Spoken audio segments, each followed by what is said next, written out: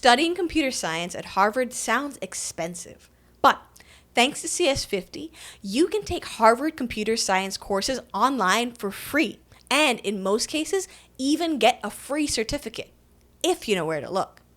The catch is that CS50 is no longer just one course. In 2025, it's grown into a whole lineup of classes on Python, web development, AI, cybersecurity, SQL, and more. And it's easy to get lost.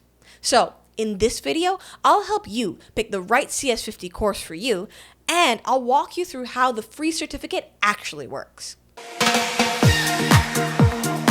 I'm Zoe, a software engineer and former university professor who loves teaching folks how to code. Today, I'm going to guide you through Harvard's CS50 ecosystem, which course to start with, how the follow-up courses fit together, and what you need to do step by step to earn a free Harvard-branded certificate. This video is based on our in-depth Harvard CS50 guide at Class Central. At Class Central, we review and organize the best online courses on almost any subject, wherever they exist. And we maintain thousands of peer-reviewed course pages and detailed rankings to make it easier for you to find the right one. If you want to follow along or open the official links as I talk through them, click that first link in the description below. That'll take you straight to our CS50 guide. All right, let's start by clearing up what CS50 actually means now. When most people say, I'm taking CS50, they usually mean Harvard's Introduction to Computer Science, the big flagship course taught by David Malan. It started on campus in 2007, went online in 2012, and since then has become one of the highest rated and most popular online courses in the world, with millions of learners. I've taken it personally. Over time, that success turned CS50 into a brand. Instead of a single intro course, it's now a family of around 14 courses that cover everything from basic computing to AI, web development, data, and even law and business. That's powerful, but it can also be a little confusing. So let's put some structure around it. At Class Central, we break CS50 into 3 practical levels, plus a bonus category, a basic on-ramp for absolute beginners. The core courses, where you should usually start, specialization courses, which you take after a core, and a few courses that no longer offer certificates but still have useful content. Here's how that looks. The basic on-ramp is CS50's Introduction to Programming with Scratch. Their core options are CS50 Introduction to Computer Science, CS50's Computer Science for Lawyers, and CS50's Computer Science for Business Professionals. The specializations include CS50's Introduction to Programming with Python, CS50's Introduction to Artificial Intelligence with Python, CS50's Web Programming with Python and JavaScript, CS50's Introduction to Cybersecurity, CS50's Introduction to Databases with SQL, and CS50's Introduction to R. And the no certificate extras are CS50's Understanding Technology, CS50 Beyond, CS50's Mobile App Development with React Native, and CS50's Introduction to Game Development. Think of it like this. Scratch is the optional on-ramp. A core course is your main starting point, and the specializations are the branches you follow once you know the basics. But where should you start? Let's match this to who you are. Now, if you're an absolute beginner, maybe you've never written a single line of code, or you're still nervous around computers, you want to start with CS50's Introduction to Programming with Scratch. Scratch is a visual programming language where you drag and drop blocks instead of typing code. The course runs for about 3 weeks, with only a few hours required per week, and it walks you through core ideas like variables, loops, and functions in a very approachable way. Once you finish Scratch and feel comfortable, your next step is usually the main CS50 course, aspiring developers and computer science students. Now, if your goal is to become a developer, get a strong computer science foundation, or prepare for a computer science degree, your starting point should almost always be CS50 Introduction to Computer Science. This is the flagship course and a course that I took many years ago. Over about 12 weeks, you'll go from binary and low-level C programs to algorithms, data structures, memory management, and then into topics like web development and AI. It's challenging, but it is one of the best introductions to serious computer science that you can find online. And it's the course that most of the follow-up CS50 classes build on. Now, if you're a lawyer or a law student and you want to understand technology better without becoming a full-time programmer, you should take a look at CS50's Computer Science for Lawyers. This course reuses some of the core CS50 ideas, but shifts the focus to big picture understanding and how technology intersects with law. Things like cybersecurity, data privacy, and internet regulation. It's shorter and less code heavy than the main CS50 course, and it stays much closer to legal use cases.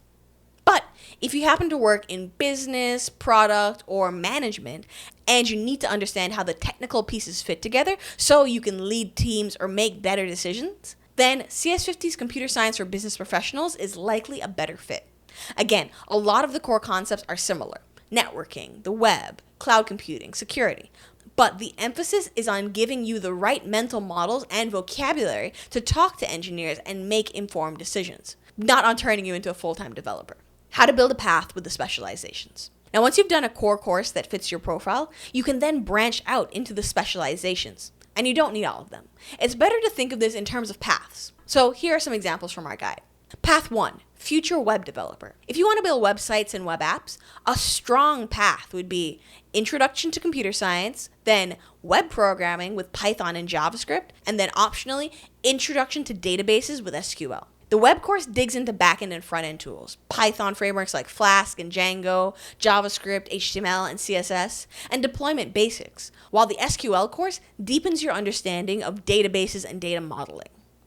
Path 2, AI and machine learning. But if you're more interested in AI, introduction to computer science, followed by introduction to programming with Python, and then introduction to artificial intelligence with Python is the way you want to go. Introduction to programming with Python gives it a solid foundation in the language, one that you'll use in the AI course. And then the AI course itself covers search, knowledge representation, optimization, and introductory machine learning, all through hands-on projects. Path 3, data and analytics.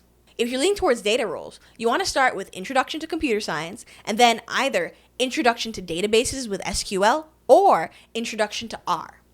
Now, SQL is key for working with relational databases, while R is widely used in statistics, research, and data science. Both courses are structured around real-world style problems and practical workflows. Path 4, security. If cybersecurity is your main focus, then you want to, again, start out with Introduction to Computer Science, followed by Introduction to Cybersecurity. The cybersecurity course is relatively short, but it covers modern threats, how to think about defense in depth, and the trade-offs between security and usability. You can mix and match these, but the main idea is pick one core course that fits your background, and then 1 or 2 specializations that line up with your goals, instead of trying to do everything. But what about the no certificate courses? You'll also see Understanding Technology, CS50 Beyond, CS50 Mobile, and CS50 Game Development all around the web. Most of these courses have been retired as certificate-bearing courses, but the lectures and the projects are still available, usually through Harvard OpenCourseWare. These are all worth exploring if you want extra practice or if you're interested in a specific topic, like games or mobile apps. But I wouldn't build your main plan around them since they don't currently offer certificates, if that's what you're after. Now, let's talk about the part that confuses almost everyone: how the free certificates work. If you open a CS50 course on EDX, you'll usually see 2 options: a free audit track and a paid verified certificate. For most CS50 courses, you can ignore the paid option and still earn a free certificate through Harvard's own system, as long as you complete all of the required work. The exact details vary a bit by course, but the general pattern looks like this. Step 1, create a free GitHub account. You'll use this for submitting problem sets and projects. Step 2, create a free EDX account and enroll in the course on the audit track. You do not need to pay EDX just to do the course. Step 3, follow the course week by week using either the EDX interface or Harvard's OpenCourseWare site. Each problem set or project page will have a how to submit section that tells you exactly what to upload and how to connect your GitHub and EDX accounts when needed.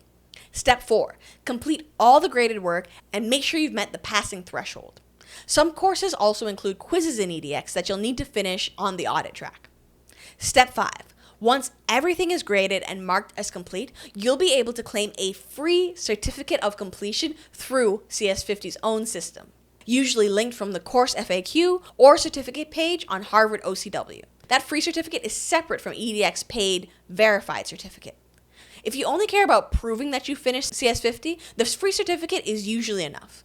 If you absolutely need a verified EDX credential or academic credit, you can decide later to pay for those options. So, to recap, CS50 is now a whole lineup of courses, not just one class.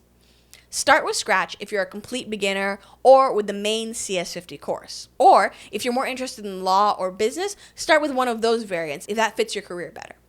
Then you want to add in 1 or 2 specializations, whether that be in web, AI, data, or security, depending on where you want to go next. And if you follow the submission instructions carefully, you can earn a free Harvard CS50 certificate in most of these courses without paying EDX for a verified one. If you want to see the full breakdown and article form with links to every course and up-to-date details on certificates and workloads, click that first link in the description below to open our CS50 guide. If you found this helpful, please hit that like button. And if you want more videos that help you navigate online learning and pick the right courses, feel free to subscribe. We've also covered tens of thousands of free courses from Google, Microsoft, and Amazon. And you can watch that in the video up here. And I'll see you in the next one. Bye.